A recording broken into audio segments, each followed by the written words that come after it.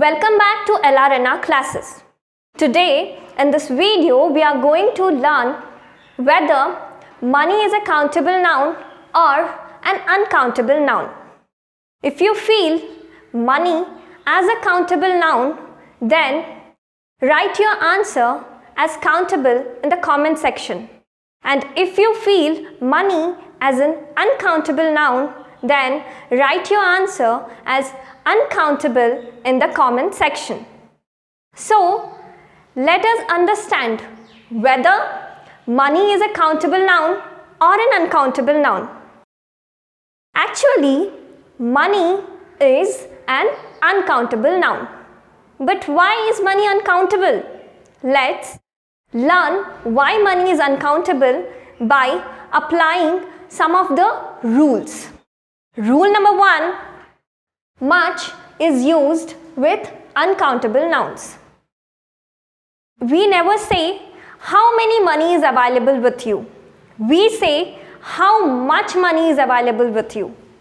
We never say how many water is available in the water bottle.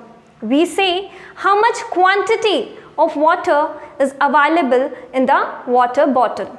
So, money is an uncountable noun because much is only used with uncountable nouns. Rule number 2, articles a and an are not used with uncountable nouns.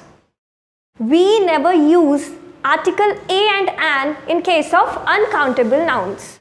We never say a money or an money. Rule number 3, uncountable nouns are only used in singular form. Uncountable nouns are those nouns which are only used in singular form. We say water, milk, coffee, rice, oil. We never say waters, milks. So remember, uncountable nouns are only used in singular form. We never say monies, we say money. So money is uncountable, but we can say coins. We can say coins, C-O-I-N-S, coins. Coins are countable, but money is uncountable. Uncountable nouns are your liquid items like oil, water, and some of the solid items like rice, salt, sugar. Rule number 4.